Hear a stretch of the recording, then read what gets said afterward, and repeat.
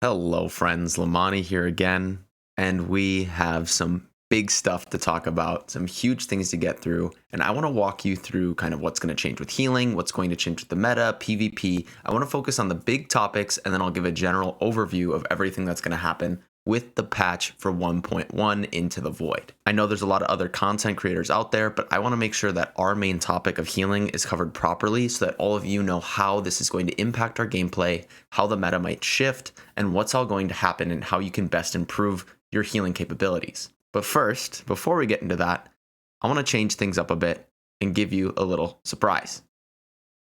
Let me take a moment to reintroduce myself. I'm Lemoni. Welcome to my channel, and this is my face. I know it's very different. This isn't something we were probably expecting, but I figured with us hitting 10K subs that it was about time. I wanted to add a little bit more of that personal component, give you a little bit more of me, because all of you are giving me all this support, and we're building this huge community, and I'm so excited about where we're at right now. But what I'm even more excited about is where we're going. We have so much room for growth. We have so much potential, and there's so much yet that we have not even started to do. And I'm just beyond excited. But what I can say is I'm also humbled, and I'm so thankful for everything that all of you have done for me already, whether that's watching a video, liking, commenting, subscribing, and doing that weird YouTube stuff, or through that direct support on Patreon. You have no idea what that means to me and how much I appreciate that from the bottom of my heart. Just the fact that all of these people are jumping on this crazy content creator ride with me is just mind-boggling to me, people.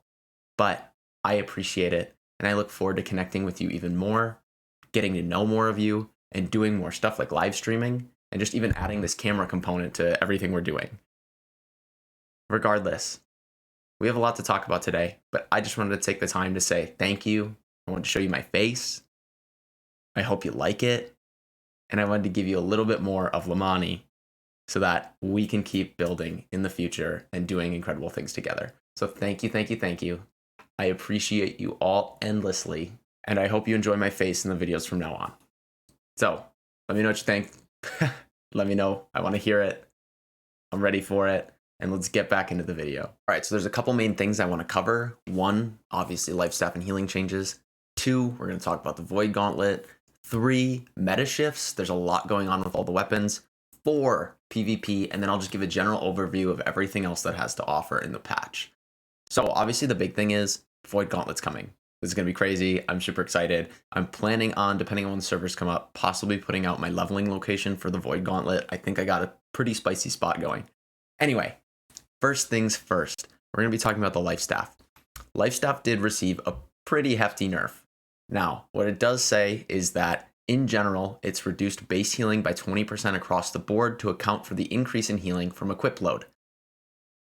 It kind of does. Okay, so again, the calculations for light and medium armor, what they've done is light armor is now at a 30% healing output buff, and medium armor is at a 15% output buff. Does that account for a 20% healing reduction across the board? I don't think so, especially not with the way they calculate it and the way that it's currently calculated. It certainly will not account for that. Again, light armor is just not worth the healing to defensiveness ratio that we currently have. You will just die if you're wearing light armor in any kind of PvP or PvE content. What I will say about this 20% reduction is that this is more of a PvP nerf that is really going to drastically impact PvE. Healing was a problem in PvP. I completely agree.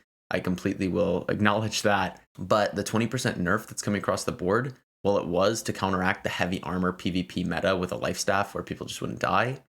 It is going to drastically impact PvE healing because PvE healing, there was a lot of damage to heal and it's pretty hectic, right? So 20% reduction is going to make it significantly more difficult. Well, I will say don't stress and don't worry. We have a lot of healing modifiers and we still can put out a lot of healing with everything I tested on the PTR. I'm not that worried, but I think it's not appealing for a healer, right? There's already so many, like, few and far between. Why would we nerf it another 20% in PvE?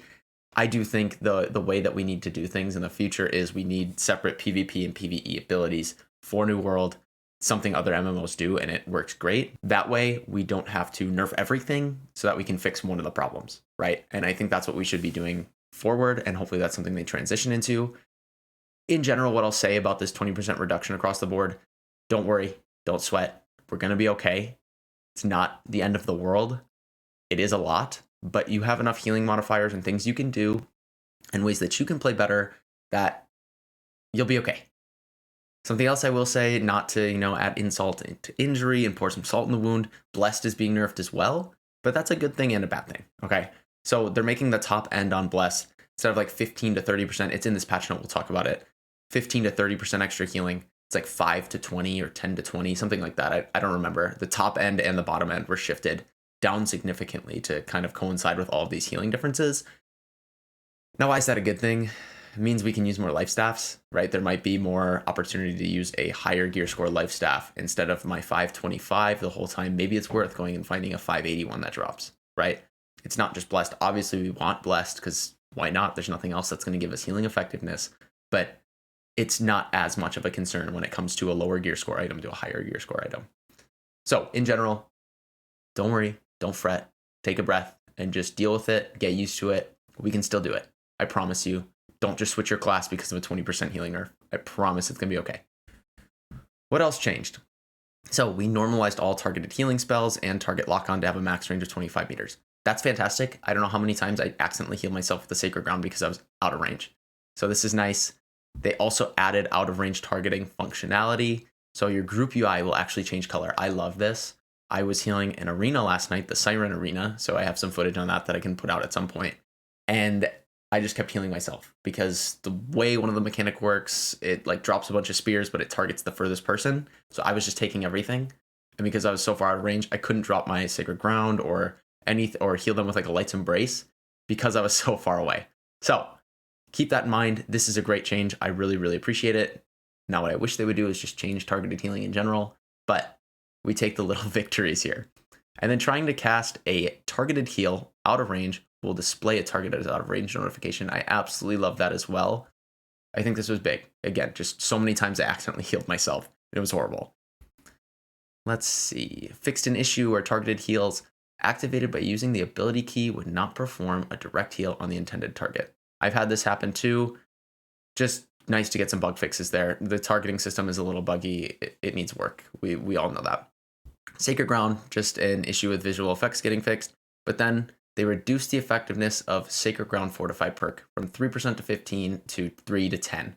Not a huge nerf. Still obviously going to be worth taking Fortifying Sacred Ground, so I wouldn't worry there. Again, just kind of coincides with all the other nerfs we're getting. Reduced Holy Ground stamina and mana regeneration from 100% to 50%.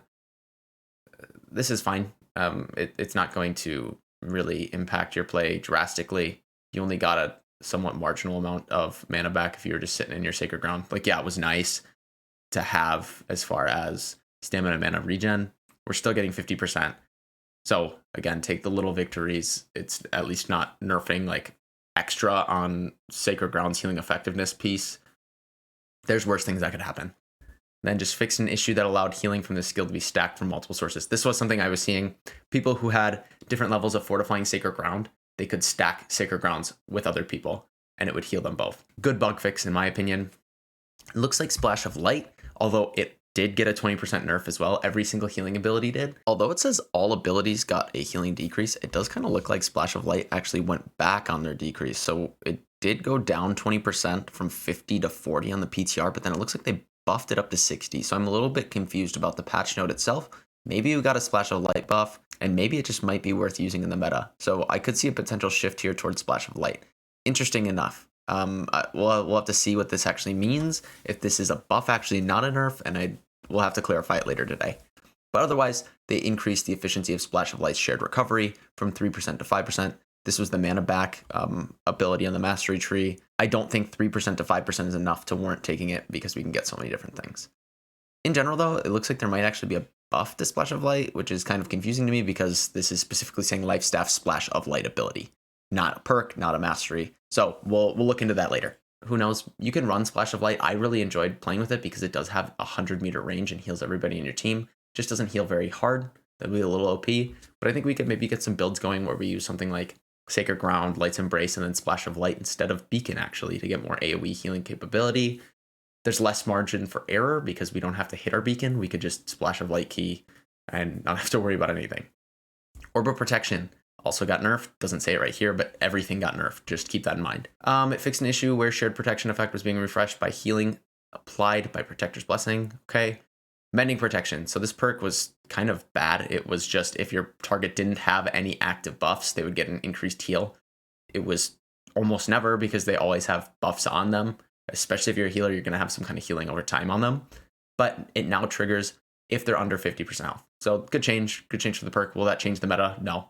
No, it won't. All right, Light's Embrace. Light's Embrace also got that 20% nerf, like I was saying, but it increased the efficiency of Light's Embrace connection upgrade from 1% to 2%. If you don't know what connection is, it's the second mastery point in Light's Embrace. Give some mana back on heal. 1% to 2% isn't going to be that big of a difference. It's not going to be worth putting 2 points into for. And then the last thing, passives. So Blessed was nerfed, reducing the healing bonus effectiveness from a range of 10% to 30 to a range of 5 to 20. Pretty decent sized nerf. Still good to have. It'll still make up for some of that healing that's lost in a sense, but it makes it so we have more room to pick up other life staffs. In general, what do I think about the healing changes? Kind of sucks, right? We get a reduction by 20%. Do I think it was necessary? Maybe a little bit in PvP, not in PvE, but it does give us more of a challenge, and I'm excited for that. We need to take that challenge and run with it. Do what we can to kind of coincide with the patch, right? It gives us more of a skill gap, gives us opportunities to improve ourselves, makes it a little bit harder and a little bit more fun. So what I will say is don't fret, don't be scared, don't just switch your main class because of a 20% nerf. Things like this happen in MMORPGs all of the time. Just deal with it. We got this. It's not going to be a huge issue. Do I think the meta is going to shift as far as healing? No. Take Beacon, take Light's Embrace, and take Sacred Ground. Things don't change. Promise you. All right, so let's talk about some of the meta shifts, more so where the weapon's going. First of all, we have the Warhammer. Now, Warhammer, they wanted to focus more on the Juggernaut side, so they buffed a lot of the Juggernaut abilities, Wrecking Ball, Mighty Gavel, and Armor Breaker. They wanted to shift away from just taking strict Crowd Crusher tree, but there's not really any nerfs, just buffs and changes. Big thing, you took the hammer to get the Rend from Sundering Shockwave, but that is reduced from 20% to 10%, as you can see there. What they did do is they shifted that onto the Armor Breaker Lasting Trauma, which gave it, now its Rend is now from 15% to 20%. So you could stack Rends, you could still get your Shockwave Rend, it's still very strong. Combo that with the Armor Breaker Rend and get that to a 20%, and then use something like a Hatchet and get a Rending Throw Rend and just go to town with the Hatchet. A lot of damage capability there. Looking forward to trying making some builds with that. Otherwise, just a general buff to Warhammer, not necessarily a nerf, and things were switched around. We talked about the Life Staff. Hatchet. Hatchet improved in the throwing side. Nothing really changes, some bug fixes on the Berserker side. Infected Throw got a buff, pretty big. Increased disease and weakness duration from 5 seconds to 10 seconds. Mortal Power, so when they had lower health, it's now increased to 15 seconds. And then Aerial Transmission now lasts 6. All duration increases are great. I do wish they would add like an AoE damage component to it to make it a little bit more usable. I also wish they would fix the throwing animation and how the aiming works, because right now it's throwing to the left, and I'm hoping they fix that, but it doesn't look like they did. Rending Throw got a huge buff, reduced the cooldown from 15 seconds to 8. So I really think this will be necessary in any kind of DPS build. It's super fast, it does a ton of damage, and gives you a lot more damage output in the long run. Great Axe, just bug fixes on the Great Axe. It was just fixing the things like Reap and any of the things that would pull people in. They did add Grit to Whirlwind, so maybe that's a little bit more worth now. But things like Heavy Pull and Reap were the big thing here, just to make sure that you could lock down targets and it wasn't affecting your damage, and making sure that you could actually bring them towards you. And the hitboxes were right. So just general bug fixes on the Great Axe. Bow, again, we really just have bug fixes. They did reduce cooldown of Poison Shot and Rapid Shot, so a little bit of a buff there to something like Rapid Shot. I know Poison Shot also, just because it's in the meta for the bow, that's pretty big. Sword, they didn't really nerf anything. They just gave Leaping Strike a buff and changed it. They also buffed Shield Rush. So Leaping Strike has a reduced cooldown, increased damage, and they sped up the recovery after using Leaping Strike actually. So I love Leaping Strike. It's just hard to use. You have to like dash back and then go forward and then start hitting them, but it's really hard to start hitting them right after. This will make it fantastic. It might actually get into my sword and shield builds that I'm using for DPS. And so I'm going to test it later. I'm super excited to do that. Otherwise, just general bug fixes, quality of life things. And I think we're seeing those bug fixes and quality of life changes across the board on everything. Now, something that really started to get hit with the nerf bat was the mage side of things. Pillar of Fire, though, what they're doing with Fire Staff is they're buffing the abilities that people weren't using as much. So Pillar of Fire, and Flamethrower are getting big damage buffs. Flamethrower 34 to 50%, Pillar of Fire 134 to 170%, fix some bug issues. Pillar of Fire was really buggy, so I'm glad they're doing that. They did nerf Fireball. They made it so it can't crit. Apparently it wasn't even supposed to crit. So I guess that's a good change. There's an additional tooltip now for that. But in general, all of the passives got a pretty big nerf. Fire Staff was doing insane damage, so maybe this will kind of even the playing field as far as PvP and PvE for other range classes. Something that I think I now have an Omega brain for is the Spear. They buffed the Spear. And what did they buff specifically? They buffed the things that we use in our Spear build. So in my description, you'll find the link to my Spear build. Specifically now, they buffed Coup de Grace. So Coup de Grace, its increased damage scaling is 125 to 150% now, but it's also considered a heavy attack. So what we could do now is switch one of our points into heavy attacks, reduce cooldown on the Spear, and get even more cooldown reduction when we're doing things. A lot more cooldown synergy and a lot more ability usage and a lot more damage. The potential is huge for it. What else? Skewer. Skewer got increased bleed damage 10 to 20%. Our bleeds were already packing a punch. Why not just make them pack a little bit more? That's fantastic. And then just general Perforate, Cyclone, and Vault Kick changes. Cyclone and Perforate saw damage increase. Overall, Spear, I think it's going to be in the meta, okay? I think there's a lot of PvP capacity to it, and I think it can absolutely shred people. I think this will be my kind of open world running around with weapon for sure. Ice Gauntlet, all you need to know about the Ice Gauntlet, it was nerfed. Pretty much everything on it was nerfed. I will probably not be running Ice Gauntlet as much just because of the entomb changes. I can't be healed when I'm entombed. It does less damage. It has less health. It doesn't make as much sense to use for me, and I've found more usage out of other weapons like the Hatchet when I'm strict healing. They did buff Ice Pylon though, giving it more health, more lifetime, things like that. So a nice change for Ice Pylon if you want to use it, but otherwise everything else Ice Gauntlet related, it's not great. It's tough if you're an Ice Gauntlet user, but if you're a Fire Staff Ice Gauntlet player, stick through it. You can do it. I believe in you. Keep using it. What else did we see? Rapier. I think there will be a true Rapier meta. It's getting a big buff. You're getting an increase by 5% in momentum, and that's the ultimate on the right side. You're going to use an ability and get another 5% damage on top of the 25 that you were seeing, so just more damage there, and you're using so many abilities. Riposte got a buff, higher stun, lower cooldown, very, very good there, and you can even get a longer one if you take Lasting Consequence. But the real big thing is some bleed damage through Tondo, okay? They reduced the cooldown from 11 seconds to 6. Tondo stacks, and it does a lot of damage output very quickly. So getting those Tondos going and just keep Tondoing on top of your Tondo to do more Tondo damage is a lot of damage. Rapier will be in the meta. They're fixing some of the issues with like hitboxes that I don't necessarily like and that are making me not want to use it, especially with Flurry. So I look forward to seeing how the Rapier feels, how it's going to be used, and I really think we'll start to see it even more. Musket is also getting a buff. They really wanted to focus on weapons that weren't being used as much and give buffs to those. So in general, we saw a 2.5% damage increase on the Musket.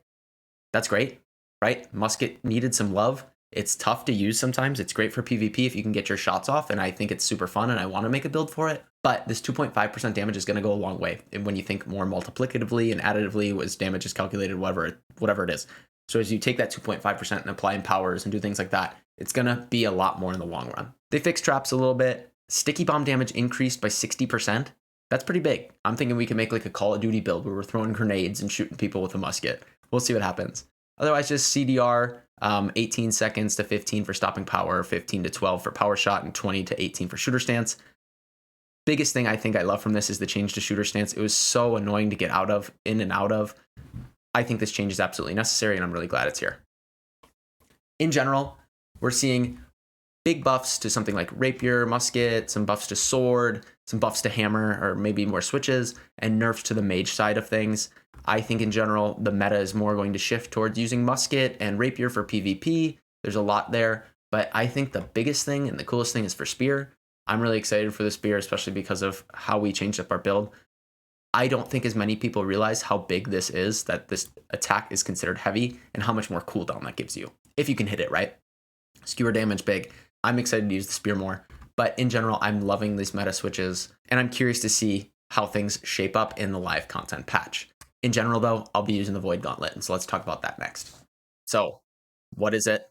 If you watch my OP damage Void Gauntlet video, that is going to apply to patch 1.1. I haven't seen anything that says otherwise. I think it's going to work very effectively. It's not what I'm going to use to level it up, and I'll show you the build I'll use when I make that video in my spot that I think is going to be the best. It's a spot that uses Ancients because Void damage is the best for Ancients, and I'm excited. A lot of off-meta, a lot of cool capabilities with it. A lot of super cool hybrids that I'm thinking of.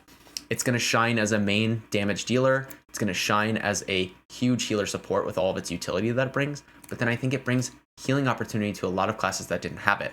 So something like the spear, what I can do is Essence Rupture somebody, and I get 20% of the damage I'm doing as healing, assuming that Essence Rupture doesn't go away still when you hit them with it and then switch to a different weapon. There's a lot of synergy there with putting down your Void Zones, Essence Rupture. It's going to work in a lot of different builds, and there's still a lot to learn about it. I will say the Void Gauntlet's something we have never seen anything like in New World, and the mechanics of it are a little bit more difficult than just left click swinging, okay? You need to be effectively using your cooldowns or you'll just die. You need to manage all of your dots, manage your cooldowns, manage your damage windows, and figure out the best way to get some damage in and not lose your cooldown window. Because especially with Sword, that's a 15-second window and you need it to come back up. It's 20-second cooldown, I think, off the top of my head. But we need to hit them and crit them so that we can get it back down so we can have the next one up in the cycle. And if you switch off of it, so like let's say you're in an oh crap situation where you need to heal yourself, you switch off of it while your sword's on, sword goes away. Okay, so you need to play a lot different with the Void Gauntlet and really think about each step that you're taking as you're doing it. If you haven't watched my video on the Void Gauntlet, go and check it out if you want a damage build, but there's going to be two sides, an Annihilation tree and a Decay tree. The Decay tree is going to focus around Orb of Decay, Annihilation is the sword. Decay is more of the support and healing side, whereas Annihilation is just straight damage. There's a lot to do, a lot of buffs, and a lot of cool synergy with it, and there's some super nice perks that I'm excited to try that are super strong with the build we put out, so I'm curious to see how those go. All right, lastly, I'm just going to give you a speed little overview of everything I think is big coming in it. Obviously, we have Void Gauntlet. We've got a new enemy type, the Varangian Knights. This is going to open up an Everfall quest line. Do it right away because you're going to need to do it to get into Scorched Sands when that comes out. Otherwise, just world fixes that I really like. Run faster on roads. This is great for leveling, great for movement out in the world. We could really use it.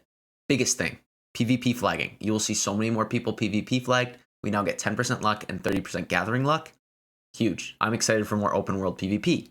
And on that note, we're also getting new faction PvP missions. Control points, intercept, and war camp loot are being added to give us some more diversity instead of running the same three in the same spot where you're like gathering wood, dropping off a payload, and doing something else for a minute and a half, right? This will promote more open world combat because of flagging, but also because of more combat-based missions. So I'm super excited for more PvP out in the world. That is for sure.